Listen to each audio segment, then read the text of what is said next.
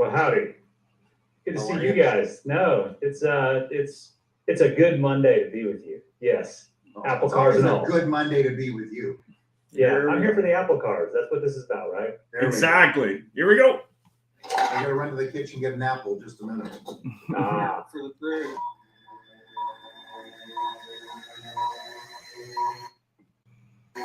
Ready, set, go.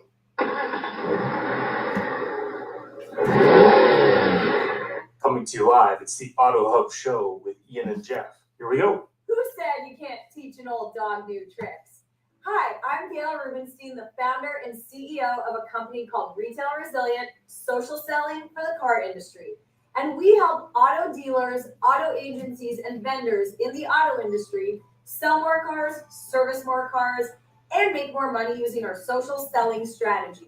That includes TikTok, Instagram, Facebook, LinkedIn, and anything else you can think of. So if you're looking to invest thousands and make millions, we're definitely the social selling company for you. Like I said, who said you can't teach an old dog new tricks?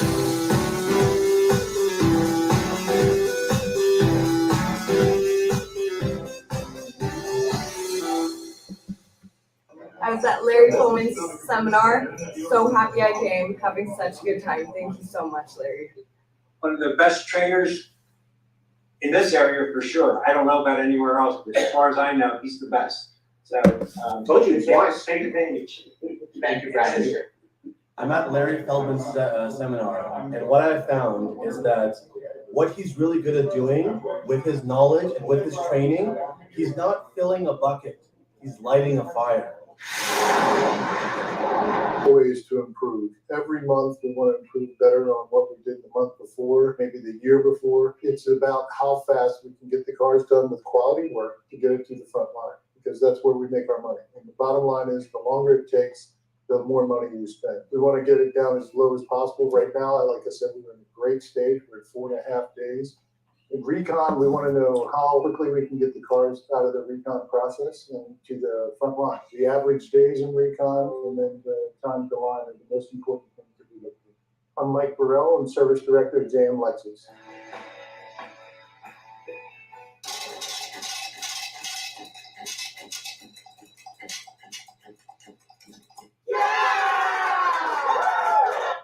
Woo, good morning. So let's go over here.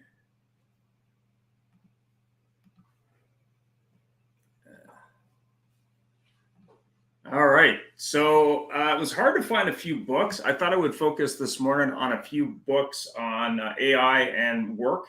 So those are a couple that I chose. Go ahead, Jeff. Well, hello, everybody. Thanks for joining us. Drew, thank you so much for joining us for the first time. For your benefit, because actually Larry Feldman has not logged on yet, we have a disclaimer. Is the views and opinions shared here those of our guests and not necessarily those of Ian Ethicotter, Jeff Polo, and the Auto Hub Show team.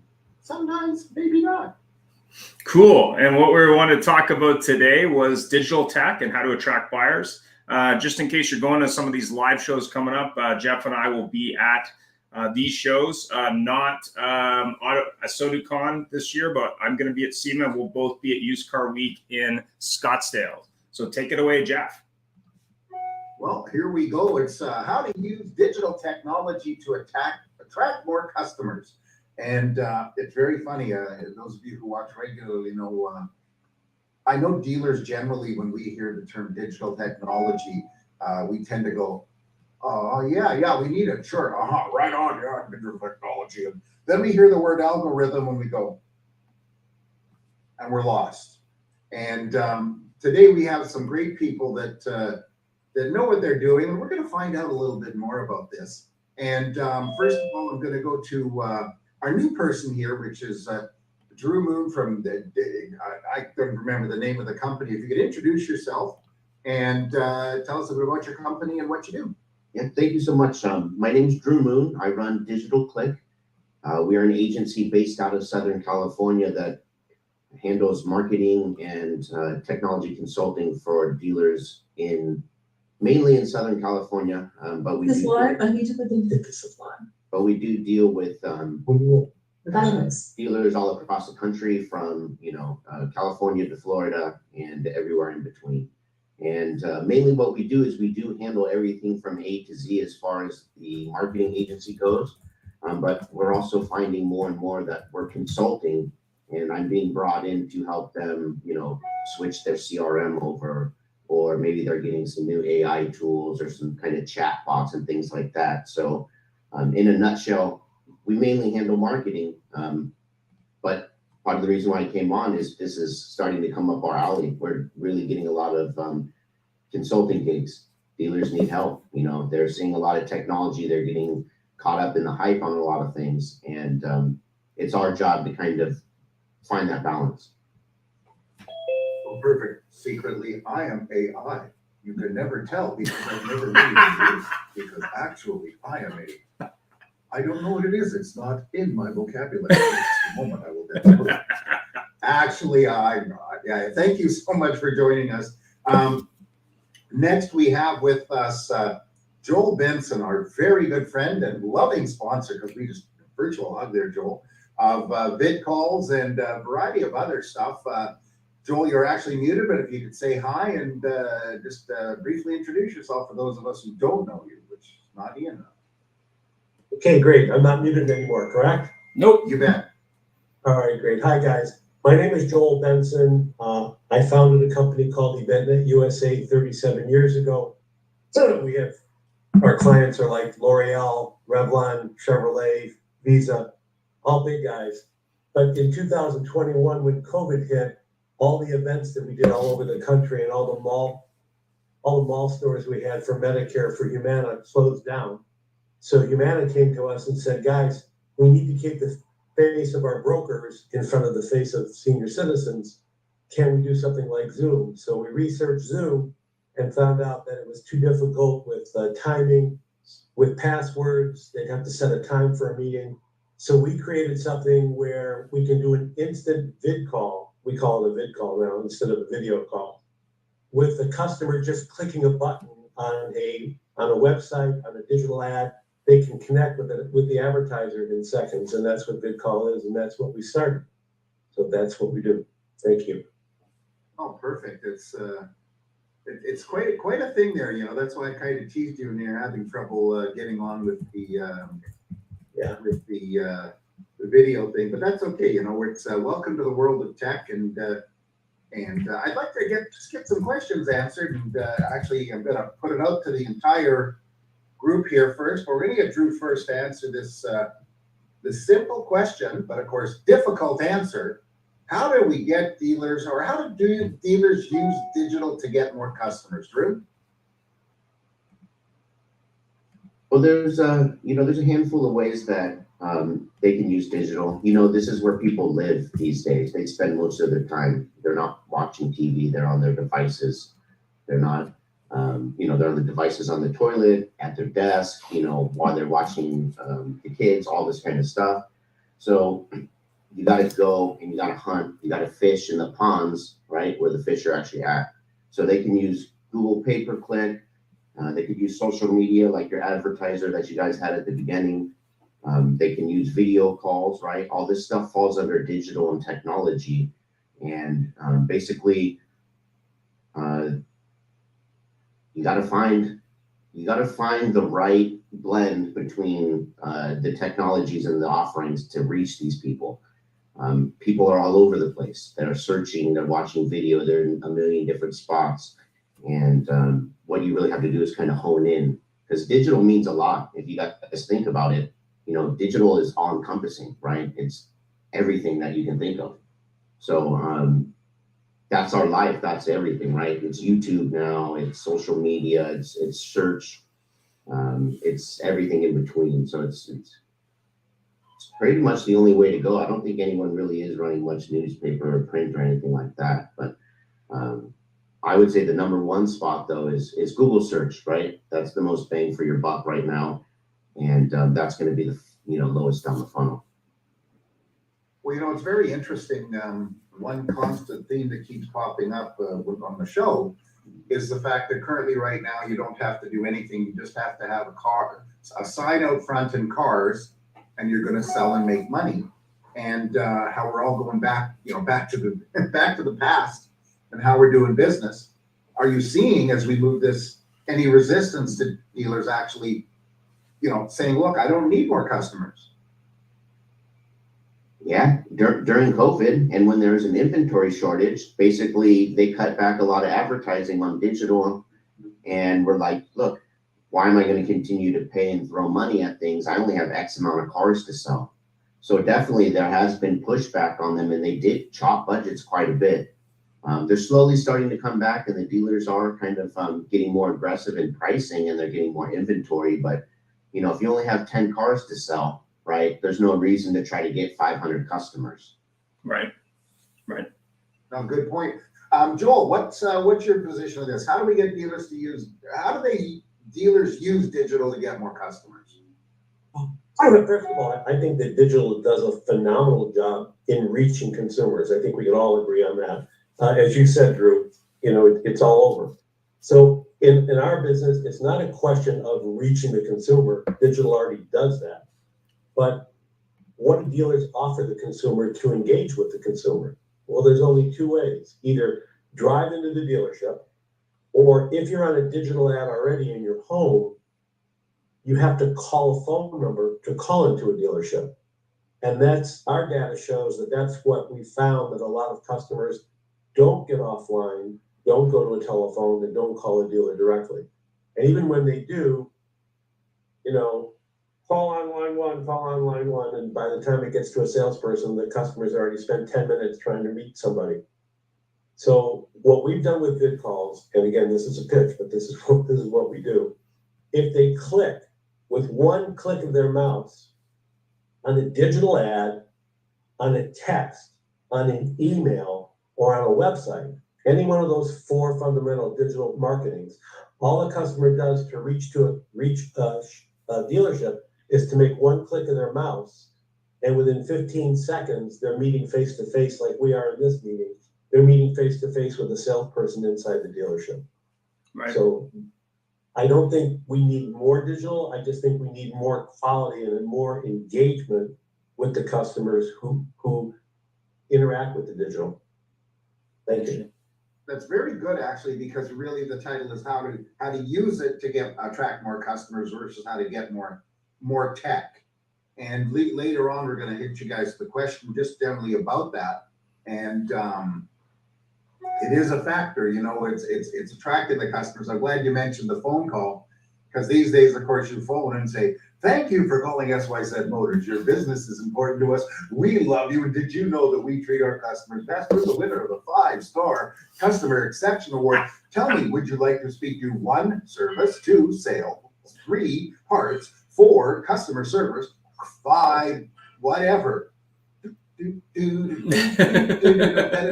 press 1, and it gets on, and then 30 seconds later, it rings back to some other body that says, oh, hi, they're tied up. Can we get them to call you? And then you disconnect.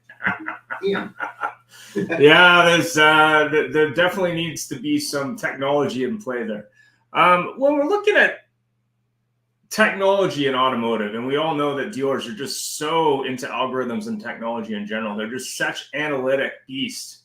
I guess the question there would be, how do you engage with dealers that maybe were good with the yellow pages or possibly websites, but don't really understand data, and more importantly, the importance of that, I guess, digital funnel, sales funnel or service funnel or just customer interaction? I mean, how do you get dealers to understand that not only is this important, it's a crucial part of their success? I mean, obviously, Drew, you're in California, so I'm assuming dealers in that market are probably a little more tech savvy than elsewhere, but how do you get them to engage and want to, use digital technology?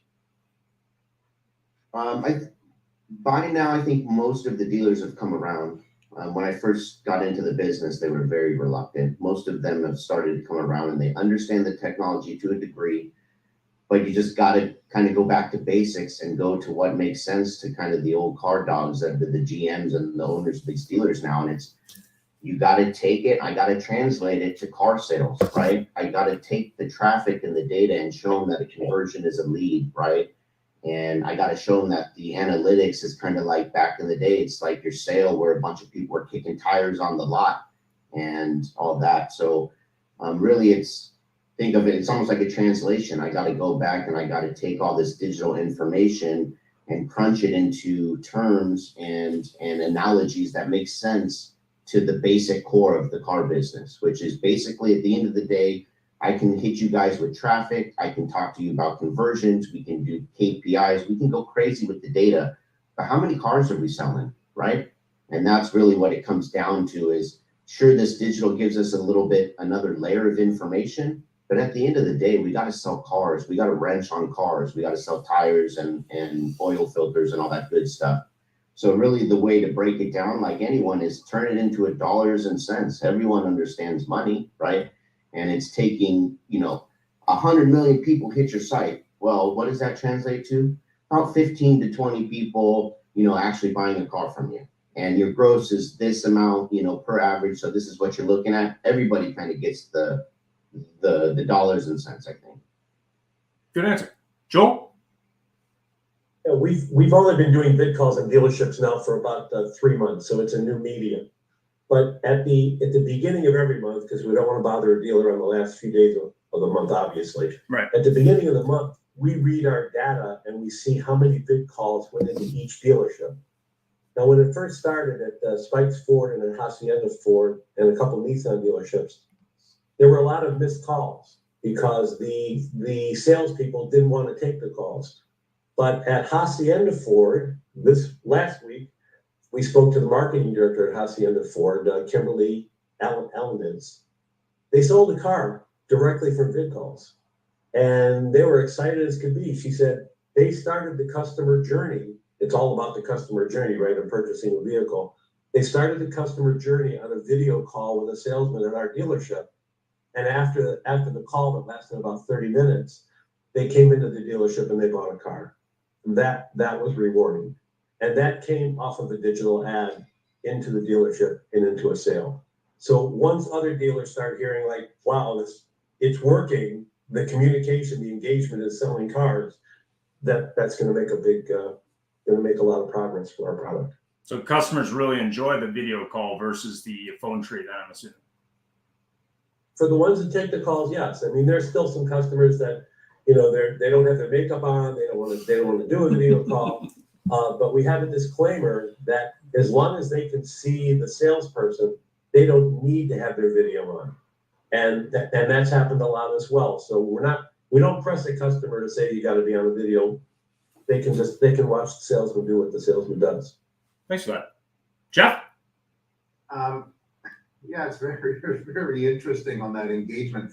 I'm going to throw a little curveball on Tim Hayden here, Tim, if you don't mind answering this. It's Tim Hayden from Brain Trust Partners Plus, etc. So I don't want to get into that. But Tim, what does the data tell us on the actual use of digital technology? Because Joel touched something. Because they didn't, salesperson didn't want to take that video call. They get email leads, like, which is the most basic thing. 20 years now, I think we're pushing on email leads. And it's they're not taking it. What's the data saying on the actual usage of digital technology by the rank and file? Sure. I mean, there's not a blanket answer. Every dealer is different in terms of who their audience is. It's like DNA. Depends on where they are geographically. It depends on what the socioeconomic makeup of that audience is. There's a lot that goes into it, really, that dictates what's going to happen there. Joel said it best. We've got plenty of digital, right? Dealers have if you ask me and if you really talk to dealers today, they'll tell you we don't want to buy any more tools. We've got what we need, or we've got enough, I think is more what the answer would be. And that's at the end of the day what the issue is. And Drew knows this too. There's this fantastic thing that's changing right now. So to answer your question, Jeff, in August of 2023, Google is going to disable third-party cookie tracking on right about 20 to 25% of all the Google Chrome browsers on the planet, the most popular browser on the planet. That's a big deal. And about, I'm going to guess, Drew, I'm going to guess that probably half of your stack is somehow contingent with its signals and its dashboard measurements on the ability to do retargeting and or just to measure where somebody came from and how they landed on a site, right? So this is the dilemma we're in right now, I think, with dealers. To the question you asked earlier, I don't think dealers understand that's happening. I don't think they understood 2 years ago when Apple came out with ATT and gave the Apple user the ability to have apps stop tracking them as they go from the web to email back to the app. So there's a lot of change that's happening in the I would say in all markets. It's not limited to car dealers, banks, credit unions, hospitals, and car dealers. What do they all have in common? They've got data all over the place. They put good technology on top of old technology. I'm not going to say bad technology. And with that, they've got a mess of data, and it's really hard for them to just understand what's working. So I mean, it's only going to get worse. Is my qualification of what's happening right now from Google. So you're saying that old technology is the term is actually the new definition of we've always done it that way. Totally, which is car dealer. That's car dealer Bible, right? Is daddy did it this way, granddaddy did it this way, right? I mean, that's the jam. We won't even get into connected vehicles and what that means, what the OEMs are doing to empower a stronger customer relationship with the OEM and maybe with the dealer. I mean, there's a number of things to unpack when you try to really peel back what digital means for retail automotive. Yeah, I can understand that. And so Drew, so this is actually a perfect segue into this next question. But so now that a dealer has the tech and too much tech, and by the way, I believe in how to decide what tech to use is what kind of swag you get at the shows and stuff. I mean, I have my swag here, and socks. Socks are the best thing to have to decide which digital company to use. But Drew, what process do you do to ensure that there's actually return on what they're getting? Well, really, before you even buy the software, I suggest to my clients is you need to build the processes, and you need to find the problem first and build the processes on how to fix that problem before you actually purchase the software. And then once you purchase the software and you know that your home base, your processes are taken care of, then you measure, have we gone up? Are we contacting, let's use the CRM as an example. Are we contacting our customers faster? Are they getting better information from our people? Are emails being delivered a little bit better? Or if we use the vid phone for an example, are we getting more video calls? Are we converting more people? Are we providing, are we seeing a lift, really what it's about, right? Or are we just kind of spending money to say that we're advancing in technology? We got the new AI bells and whistles. I get a high five my guys at the 20 group because we're the first ones to use, AI chatbots. Really the way to measure it, just like I said earlier, it goes back, and I know this kind of goes back to like granddad did it, my father did it, just like we were talking about, but this is business, guys, right? And at the end of the day, we got to make money. And that's what it comes back to is like the return on investment. If I'm spending, $3,000 a month for an AI chatbot that goes through my email list and fires off emails, I better see a 3-to-1 return on that. I better see, $9,000-$10,000 worth of gross coming in from that source for me to be like, okay, that makes sense. So, I like to go 3-to-1, 4-to-1 on the return. But that's all dependent on you making sure your processes and your problem, the solution to your problem is being handled internally, because you can't just buy software. There's no magic bullets in this business where you're just going to buy a tool and out of the box, it's going to get you a bunch of money. Yeah. We keep going back to this darn thing. And I mean, for those of you that are watching it, there's one gentleman here. Where did he go? Peter, are you still there? Yeah. Oh, there you go. Watch Peter's eyebrows here. In the end, it keeps going back to your people, and dealers aren't. They're treating their tech, their digital tech, the same way we treat people. It's like, that's not working. Find another one. Yeah.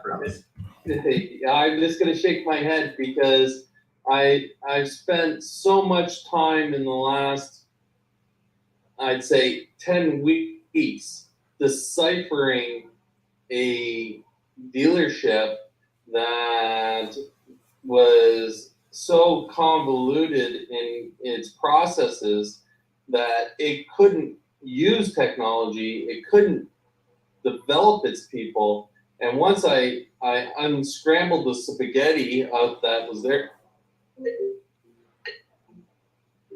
Did you say Pescetti? No, I said spaghetti. Yeah.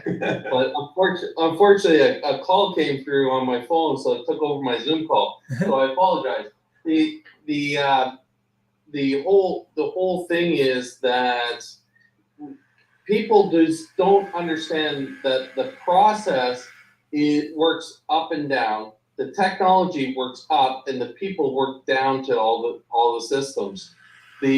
Once you get that puzzle worked out, you can use data, which Tim and I have had many conversations, is the currency of the future for the dealership.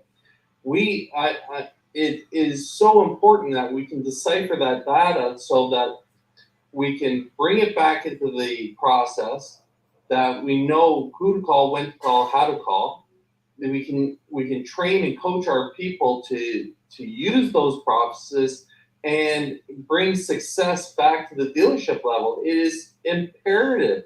And when a dealership right now says, "Oh, I don't need no more tech," well, maybe you don't.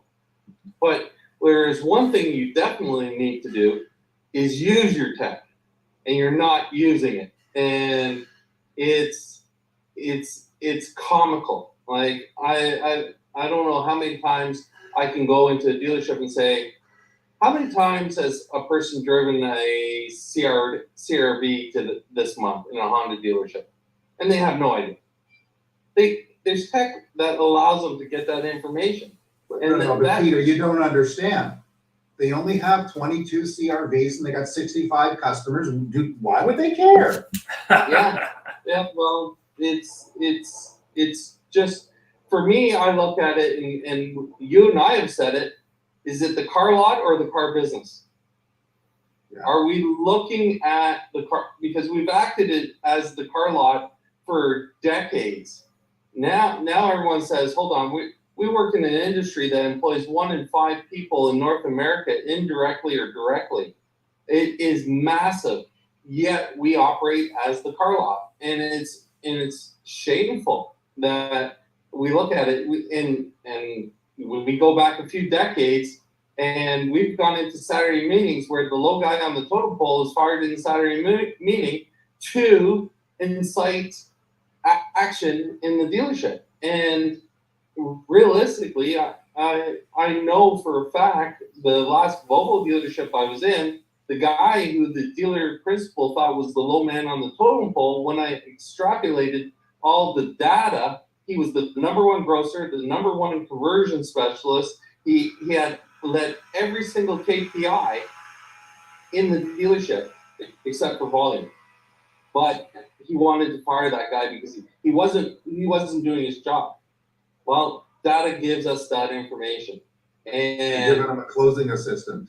Yeah, it's just unfortunately we just don't represent ourselves properly with the data, and I celebrate what we have on this call today with Tim and Drew and Joel and everyone else, and the insight of my Pizza Hut buddy down there, Joe Barras, that I love his screensaver because it makes me hungry right at lunchtime every time I see it. But it's the best Zoom background in the industry. It is. So having said that, we really have to, as an industry, embrace what is being said today. So I have to tell you, Peter, Drew and I out here on the West Coast, actually Drew's in the wet coast right now. Believe it or not, Vancouver's the dry coast. We just got up, so we're not even thinking about lunch. We just finished breakfast. But Joel, you touched on this too. And so what processes do you recommend they do to ensure there's an ROI? But what processes do you recommend? Because you've got this product that just new. You and Ian are pounding the pavement, making people engage in it. I've been trying to get it to work, and I won't kid you. My hurdles are the narrow-mindedness of the actual technology out there to get it to work the way that I need it. But what process do you recommend to get dealers, and you just said, to answer those vid calls? What do you do? It's going to be training, just like there's trainers training right now, the Larry Feldmans of the world and all the trainers. Salespeople are going to have to learn, or they will learn, or it's already instilled in their DNA on how to sell a car and how to make an impression on the consumer. They don't have to sell them the car online, but get the trust of the consumer, so the consumer goes, because right now the consumer has so many choices, as Tim was saying. You used to buy a car from if you were a Chevrolet customer, you go to the Chevrolet dealer who's in your neighborhood or who's in your area. Now with the internet, you can click a button, you can talk to 25 different Chevrolet dealers, within a 150-mile radius, and get the best deal on the car, and then go to that dealer, or they'll deliver the car to you, however that is now working. So if a customer takes the time to go on a digital ad or a text message or an email and click that mouse, the salesperson on the other end needs to be trained efficiently to win the customer's approval, to start a relationship, because that's all what it's about. It's all about relationships. Yeah. Sorry, just to add into that conversation, you are absolutely right that with the box that we're all looking into right now, I can put out a request for tender to 80 Chevy dealerships and say, sure, I want a 2500 Trail Boss in white with leather and a roof, 4-wheel drive and a crew cab, and I'm paying cash for it, and I will send you a cashier's check and on approval of the quotation, and I'll have 80, probably of that 80 dealers, I'll probably get 65 respond, and it'll be a race to the bottom. And that's what technology also done. So is your shipper gonna come pick up the car, Peter? And I don't know if you know that scam. Yeah. Well, we know that the ugly bug in this world and what's going to happen in the future is we know that the OEMs are trying to sell these cars online themselves, right? Bypass the dealer totally, sell the car, whether it's robotic or whether it's through a vid call or whatever. They're trying to screw the dealers, which that's going to happen. So unless the dealer can start a relationship with the customer, so there's a trust, there's an involvement. That's what we're trying to do with vid calls, is to start the relationship on a proper note. Also, if you look at dealers, call it 20 years ago, the average visit to dealers used to be 3 to 5 stores. On average, now it's 1 to 1.2. And the reason is they can do all the research online, but more importantly, their attention span isn't what it was. So they may not even buy from the best dealer, just that dealer that touched them last. So I think at the end of the day, it's not just technology, it's you got to get yourself in the mind of that consumer, especially as demographics change. That consumer that maybe was a baby boomer is going to be very different from that Gen Z consumer today. The experience matters to somebody, and why we can all contact 75 dealers at once. I've seen that a lot of people, they get confused on who they're actually talking to. All the OEMs are forced the same websites. We all have the same branding guidelines for it. All the websites look the same. We're all selling the same cars, right? The one thing that could separate someone from someone else is maybe you do have a vid phone button, and I don't have to come to the dealer. I get most of it done online, or I've got virtual retailing, and I can sign my docs and I can just come get my car and leave. I don't have to have that unpleasant, or what most people feel is like an unpleasant 5-hour trip to the dealership, right? So the technology could help a dealer kind of differentiate itself from the other dealers, right? Depending on the technology. And I think a lot of the dealers, they're looking for that. The problem is there's no one size fits all. Some people like video, some people like talking on the phone. some people like to do it in person. I think that's where the dealers get caught up in trying to get too much technology to grab everyone at all places. And they really need to look at the data and figure out, like, is this a technology savvy area? I've got dealers in Irvine, California that are super savvy. And then you have dealers up, in Northern California that those people want to talk to somebody in person. So I think the technology hurts and it can help depending on how it's implemented and put on the sites. Because we all sell the same product. All of the websites look basically the same now. The OEMs forced us all to basically kind of conform, right? You can't put up your own stuff. You have to use their fonts and all that. So, hopefully some of these technology pieces will allow the dealers to stand out. So you remember, Drew Moon Chevy, because I could, they're technology advanced. I'm a technology type person. So. Yeah, I mean, years ago, I was doing some training in San Francisco at a Hendrick store, and they had multiple locations. They were very tech savvy, but that same technology might not work in North Dakota, for example. But go ahead, Peter. You had a comment. Exactly. In looking at the future, and as Joel said, the agency model is trying to be once again pushed by the OEMs. Yet the OEMs are pushing things like electrification into dealerships. As Ford said, you have to put $1.2 million worth of upgrades into your facility to remain an EV friendly dealership with Ford. There you go. Well, if you do things like that, you're forcing people. Well, one of the things that I remember back into my career is what Mercedes did, and they said you have to buy off your local dealer, otherwise you will not get any of the back end bonuses for the dealership. So the dealerships would actually turn away people that were not in their AOR because they were only allowed to sell 2% of their volume outside their AOR. And that protected them as a dealership on the proviso that they met every other obligation, including customer satisfaction ratings. So it's the dealer. We're entering into a marketplace that is extremely fluid in how the direction is going to be taken, because you can't, as a dealer, you want us to turn around and build a $40 million facility, which has a return. Your return is probably somewhere around $15 million, 15 years to get that 40 million back.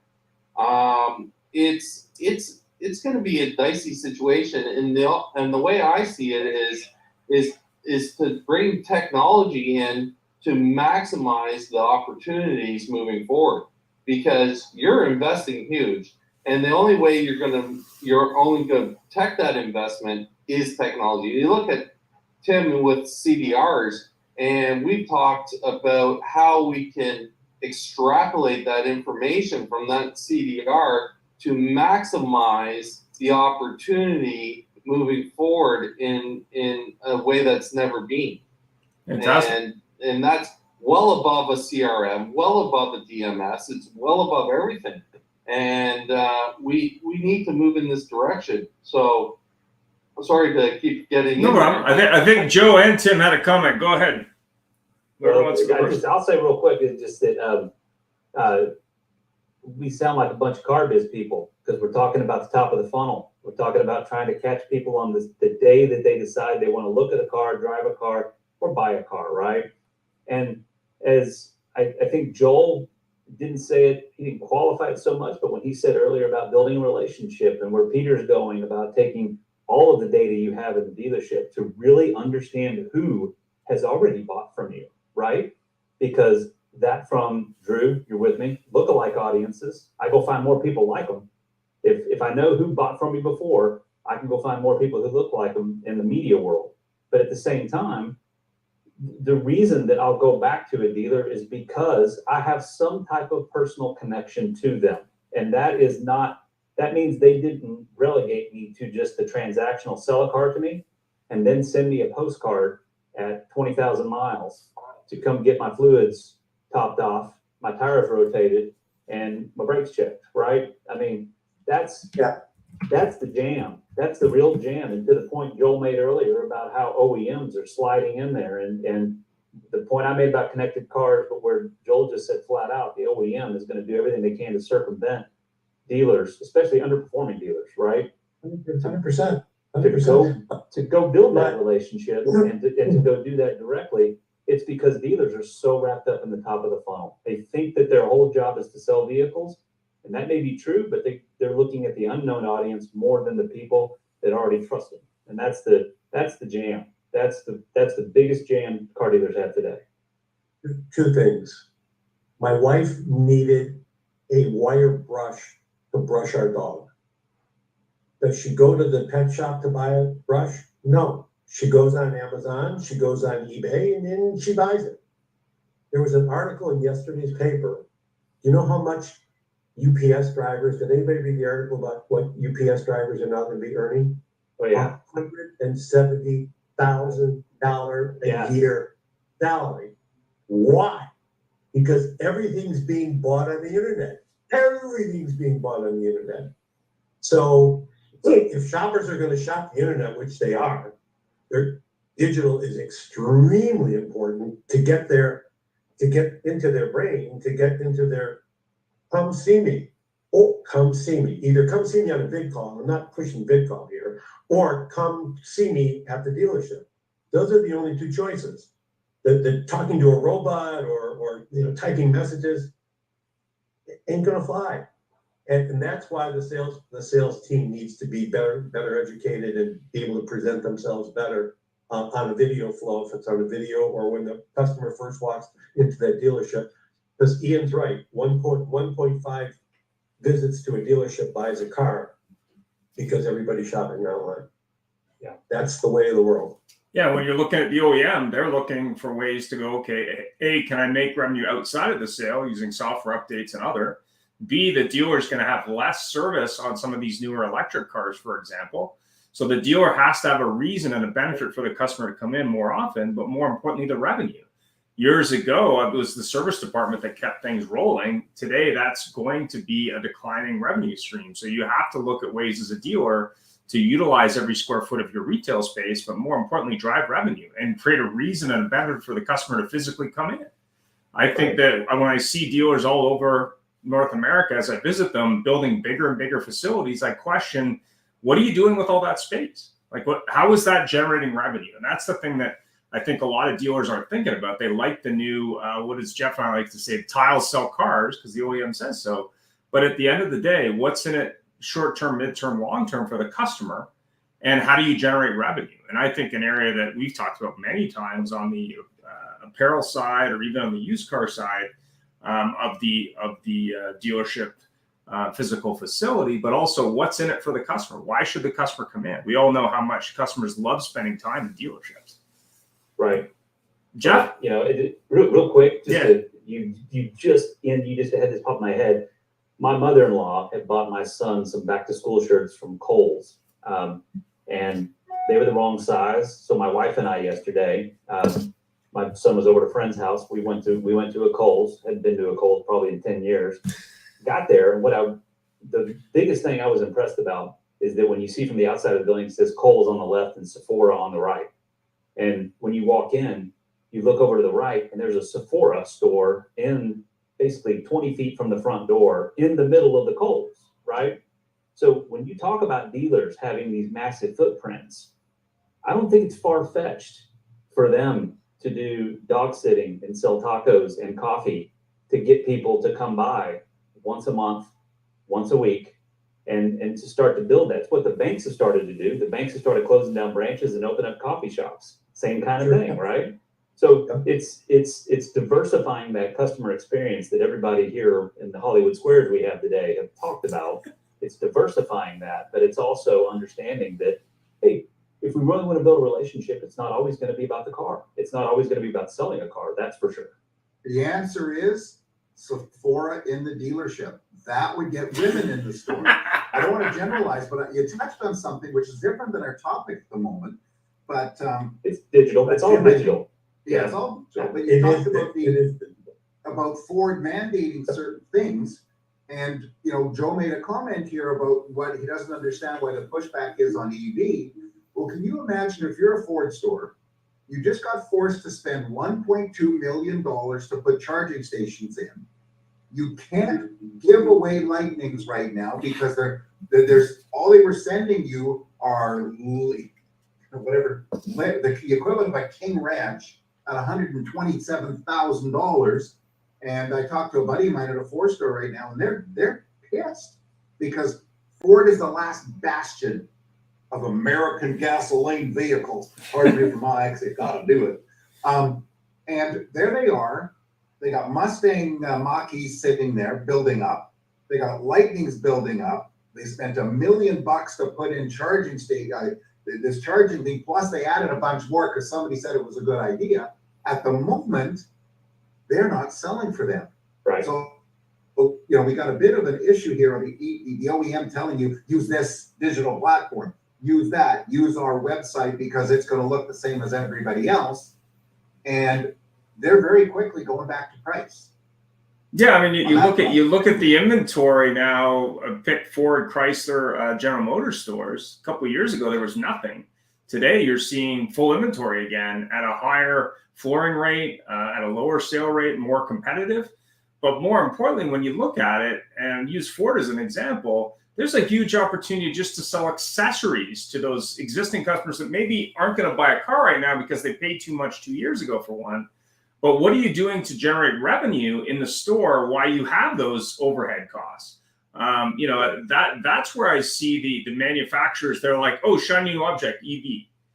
What about just improving your whole model? That might be part of it. There's nothing wrong with that, but it's certainly going to be interesting to see when Tesla lands their Cybertruck, which I hear is rolling out soon, how that's going to impact the electric truck market. It's definitely going to be interesting. Anyway, Jeff, is it your question or no? Just a quick statement on all that. I'm sure everyone is on this panel has seen good old Farley driving around in the Lightning across the U.S. doing the 66 and saying, well, it's not as much of a cherry ride as I expected it to be because there's bad charging stations, there's good charging stations. But the funny one that I saw in that whole video was he driving by a wind farm in California, which is the new green energy, and the windmills aren't even turning. They're dead. They're stopped dead. And I'm going, did anyone ever pick that up in the soundbite of going by it? Yeah, we're promoting green energy, green vehicles, and the windmills aren't turning. No, they're down for maintenance. They're doing oil change. Do both filter. So, anyways, Jeff, I think we were going to talk a little bit about AI on the show. Who wants to talk about artificial intelligence and how that's impacting, dealers, but more importantly, industry in general? Who wants to start? Maybe Drew. I know we were talking about it earlier. Yeah, I think like all industries, it's the buzzword. It's been hyped, right? You know, everybody taking meetings, and everyone's got AI built into their technology somehow, and using ChatGPT. And me personally, there's two extremes. Either it's total junk, or people think it's going to completely take over the world and you're going to be buying cars from robots. I personally just don't see it that way. I don't know if some of you guys agree. I see it more as enhancing your talent, right? Maybe thinning down your sales staff, but turning maybe an 8 guy into a 10 or a 6 guy into an 8. But I see these tools enhancing. I don't see them taking over. I don't see people buying cars from robots. I don't see them interacting with automated phone calls. I think, maybe higher up in the funnel, they'll do it. But I think at the end of the day, this is still a people business, and people still want to make large purchases with somebody they can look in the eye, right?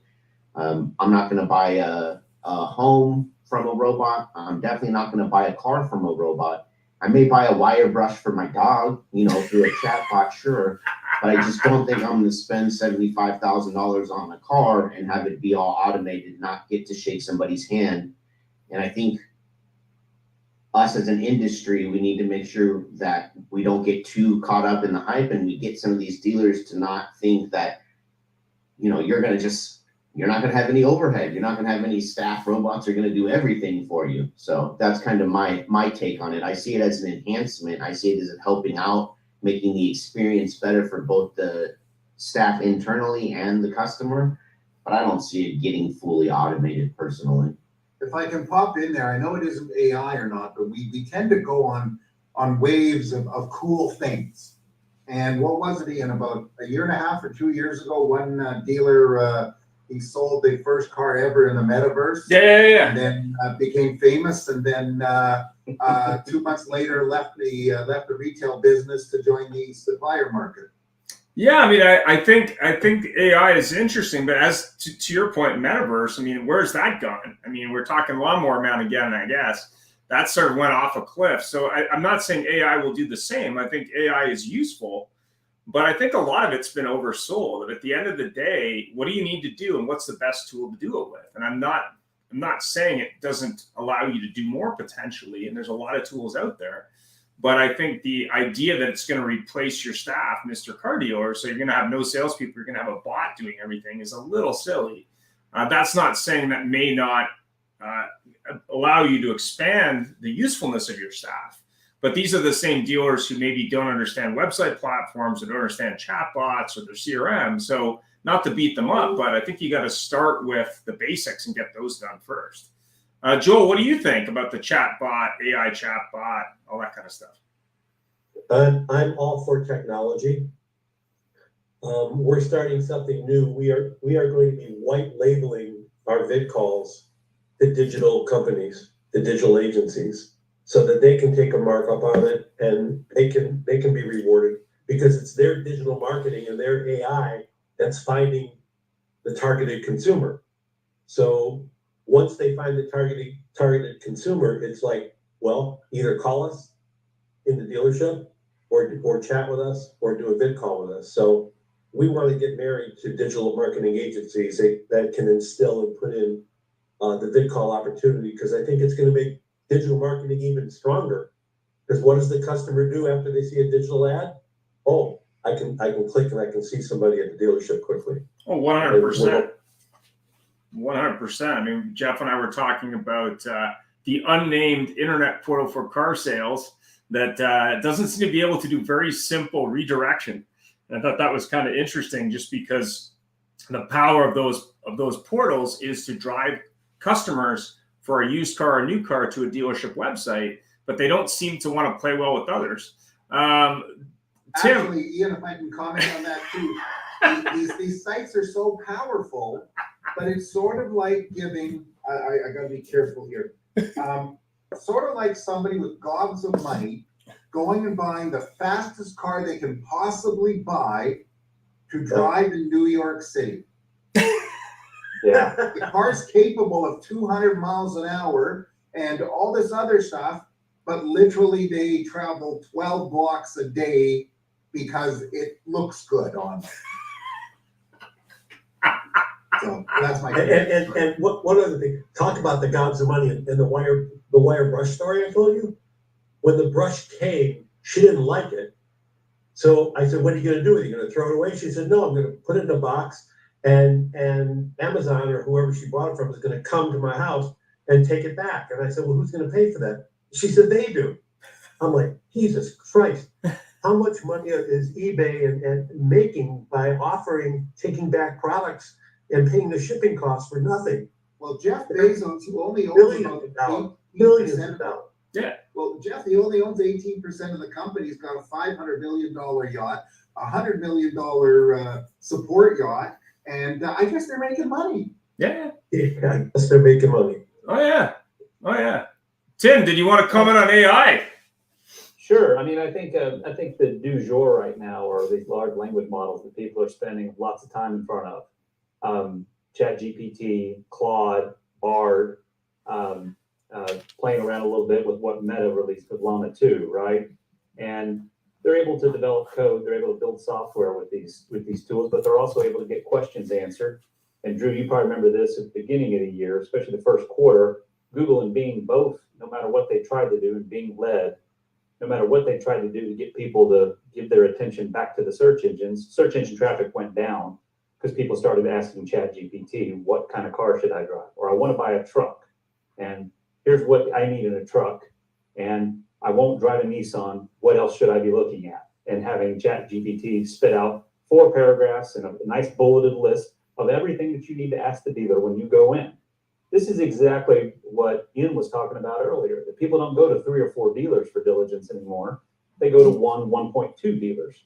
And this is just where AI is, I believe, for the rest of this year, is going to further disrupt keyword strategies and a lot of the PPC work that agencies have done, not just for car dealers. And I understand when I make these statements, this is across verticals. We'll see this across different industries. This will happen. More people, and I say more brands and their agencies, will move to branded search, right? How do we move to branded search so these large language models can start to tell stories on our behalf? And it'll be the new age of search marketing, right? It's search is not going away. People are not going to stop going to Google, but once they start using Google more and more, between now and the end of the year, they're going to understand that conversational artificial intelligence or conversational language models are there to help them with their searches to be much more learned, diligent, and finite in terms of what they find. So that 1.2 that Ian gave us earlier could go to it can't go to a 0.8, but it could go just to a 1. Oh, yeah. Just to a 1. I agree with you guys. The dealer needs to be there, but I think it's that whole funnel may collapse with some of the things that are going on with AI for parts of the audience. Yeah, the dealer needs to figure out how, when a customer is given 10 dealerships they could choose from, how they can stop that customer and interact with that customer early, so that way the customer just stops looking. That's the key piece. And I think Eric's had a bunch of comments. Eric, did you have a comment you wanted to make on AI? Yeah, I mean, honestly, I'm like, your AI is only as good as the data that underlies it. And we know that dealers and, for the most part, like businesses in general, data is a mess. Like, I mean, fundamentally, at the beginning of the day, it doesn't matter what algorithm you're running things through. Just like y'all have said multiple times throughout this, there isn't a magic bullet that's going to be able to get this job done. If the data that's underpinning all of it is garbage to start with, the only thing you're going to get out of an AI model is a much larger pile of garbage.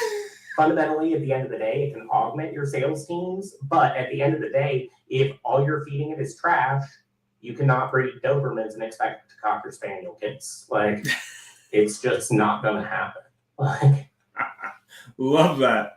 And Joe's had a few comments. And do you have some comments about AI? And, I always look at this. I was just having this conversation with some of my buddies in Ohio. There's a store out there, a Dodge store, that I got some friends there that run. And they were talking about AI, and some of these guys were concerned that it was going to replace their jobs, and we're not going to need parts guys anymore. We're not going to need sales guys anymore. And the thing that I said to them was, you're not getting it. Who's your number one guy? Pointed something. Who's his rival? Like, who's he always? There's the other guy. Those 2 guys out of 10 guys on the floor are always consistently the number 1 and the number 2 guys. They've been there a while. They know their customers on site. They remember who they sold cars to. They have a black book, a book of business. They understand who they're talking to, and they understand the human side of the process. And those are the guys that are not threatened by AI. The other guys are threatened by it. What they don't understand is that the artificial intelligence, if it's done right, can create a scenario where those other 8 guys are being essentially trained by the 2 guys that are doing it right. A customer walks in, they put their name in, or they get that phone call, comes in, they answer the phone, or that vid call, right? Since we're talking on with Joel here, and they get that digital baseball card that tells them, hey, this customer's bought 2 vehicles here before, or this customer lives next door to this other guy that's bought here before, and they've got 2 kids, they've bought, they've been looking at sheds, whatever it is, you have that sense of who you're talking to, even if you don't remember it. And that is where the potential for AI is in duplicating the performance of your best people and spreading that performance along the line. But if you take, if you're training your data, just to kind of go on Eric's point, if you're training your AI on the information provided by the 8 losers and not the 2 superstars, it ain't going to work. Very, very good. Jeff, and since it's the time, we're almost up. So final comments. Well, this is another great and lively conversation. Thank you all so much. Drew, thanks for joining us. Eric for being here too. And Tim, always great to see you. And Thanks, you know, Jeff. it's a huge conversation, this, because as Ian mentioned, you know, we go to these trade shows and have a great time, kill our feet. And the number one by a huge amount, the number one number of vendors, or the highest percentage of vendors, are digital. You know, as much as I like seeing that Caddy Escalade twirling round and around at 60 feet in the air and all that other stuff, there's all these digital providers, and we keep buying more, and they have cool names. Like, some of these names are like outstanding. But I think it's sort of like dealing with that elephant in the room. And, you know, we got to stop buying. I hate to say it, I'm really sorry to stop buying, except for bid calls, which is super duper. And start using, because frankly, the hardest thing is to use it. And I was going to make a comment, even at the little dealership that I'm involved with. Getting people to use our CRM is like pulling teeth, and our DMS. And it's like, yes, you know, there's a young guy, he's 22 years old. And he says, well, how do I do this? I says, okay, I want you to do this. He says, I went and I took, of course, I spent 10 years and I've got a degree in digital, etc. It's a RSTCDIGILTE degree. And I says, if you look up at the top, there's this little thing in there. It's called help.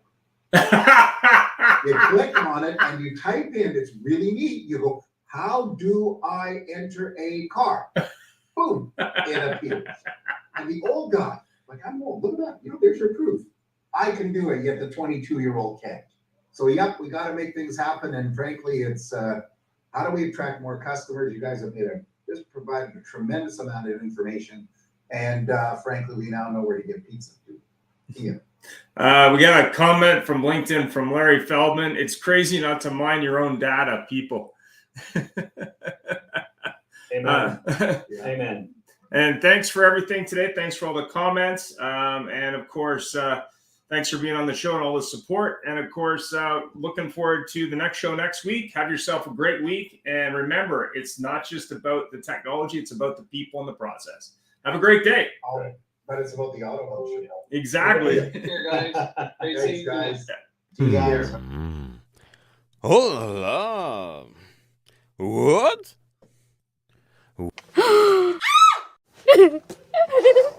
Thanks for joining us. It was a great show, and follow us anywhere you would like on your favorite podcast, on Facebook, on LinkedIn, and of course on our YouTube, or subscribe to our own channel.